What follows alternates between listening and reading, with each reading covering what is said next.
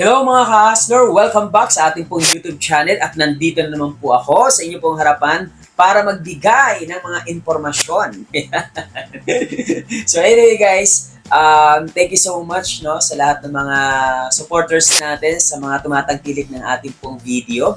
And kakatapos ko lang po ng aking pong mga ginagawa dito po sa ating pong office. Kasi dito po sa bahay, meron po tayong office. And tapos lang din mag-follow up, kausap ng mga client. And alam nyo guys, meron akong ginagawang habit ngayong 2025. Makonsistent ko po yung pagpo-post ko ng mga video sa ating pong Facebook, sa ating pong social media account. And isa na po sa ginagol po natin, mga ka-hustler, ay makapag-upload po tayo ng mga video araw-araw dito po sa ating pong channel. So, isa po sa goal ko yan. Kaya ito po ako ngayon sa inyo pong harapan.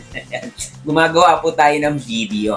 And ito pong video na ginagawa po natin, meron po tayo mapupulot lagi ng mga aral sa ating po mga pag-uusapan. Ang pinaka-pag-uusapan natin ngayon mga ka-hustler ay the beauty of losses.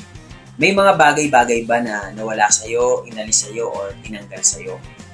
Hindi pala masama kapag may mga bagay-bagay na nawawala sa'yo at tinatanggal sa'yo. Kasi isa lang ibig sabihin, kapag may mga inaalis, may mga tinatanggal, nagkakaroon ng space si Lord sa buhay mo para sa malalaking blessing at malalaking opportunity. And makwento ko lang po yung time na yung father ko ay nawala, namatay, pass away. Ang naging kwento po noon ay ang nandun lang sa province, yung kapatid ko, yung mother ko, at saka yung father ko. Tapos, biglang inatake po yung father ko, dinala po sa hospital sa city ng Masbate City. And then, pinasok sa hospital at kailangan ng oxygen para madugtungan yung buhay ng father ko. That time, tumawag yung kapatid ko sa akin at yung mother ko. And at that time, nagtatrabaho po ako. Ang tawag po sa akin, nandun daw si Papa sa hospital at kailangan ng oxygen para mabuhay pa. And at that time, nung tumawag, 1,000 pesos yung oxygen. Wala po akong kapera-pera at that time. Umiiyak yung mother ko. Gumawa pa ako ng paraan. Nanghiram pa ako sa kasama ko. Hindi pa ako pinahiram. Wala pong maipahiram. Talagang nagpumilit ako at the time. Siguro mga ilang oras yung nakalipas. Saka meron pong nagpahiram po sa akin. And then, nung tinawagan ko po yung mother ko, Ma, ito na. Papadala ko na. Iyak ng iyak. Wala na. Patay na yung father ko. So, at that time, sobrang sakit sa feeling, guys. Hindi ko makalimutan yung ganong situation. Na kahit 1,000 pesos, wala ako. Wala akong 1,000 pesos sa bulsa ko. And kung meron sana akong 1,000 pesos sa bulsa ko, na-survive pa sana yung buhay ng father ko. Masakit kasi minawala sa'yo yung father mo. Pero alam nyo ba, dahil doon po ako nagising. Doon po ako nagkaroon ng lakas ng loob, tibay ng loob. Doon po ako nag-isip na sabi ko at sinabi ko sa sarili ko, hindi na ito mauulit. Na kapag may hihingi sa family ko at may emergency, wala ako agad maibigay.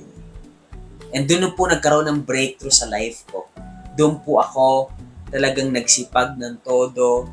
Doon po ako nanggigil at ginawan ko po talaga ng paraan na simula noon until now, hindi po ako pumayag na wala po akong pera.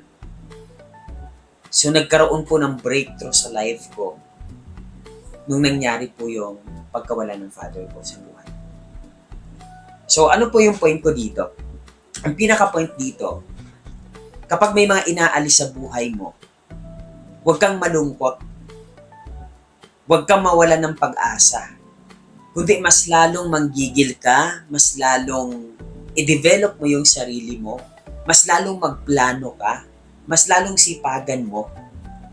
Yun po yung nagiging effect. Yun po yung naging effect po sa akin. And at that time, talagang pinush ko yung sarili ko na mag-create ng pera, pinush ko yung sarili ko na maghanap ng opportunity na makaalis ako sa ganung situation. Yun po ay nangyari dahil sa pagkawala ng father ko. Kaya ka-hustler, kung ano man yung situation mo right now, ano man yung mga inalis sa buhay mo, ano man yung mga nawala sa buhay mo, isa lang ibig sabihin, diyan ka magigising, diyan ka magiging matatag. Kung iniwan ka ng karelasyon mo, nawala yung karelasyon mo, iniwan ka, pinagpalit ka, huwag kang malugmok. Tulungan mo yung sarili mo. Pagandahin mo yung sarili mo.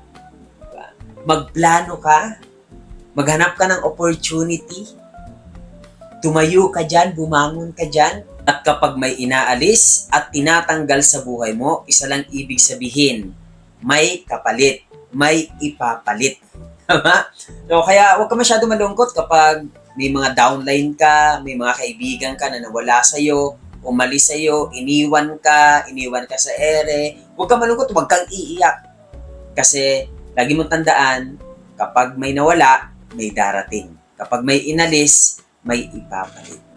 I hope na meron ka naman pong napulot na impormasyon at natutunan sa video na to. So anyway guys, abangan nyo pa po yung mga susunod natin na video na i-upload dito po sa ating pong YouTube channel. So anyway, thank you so much.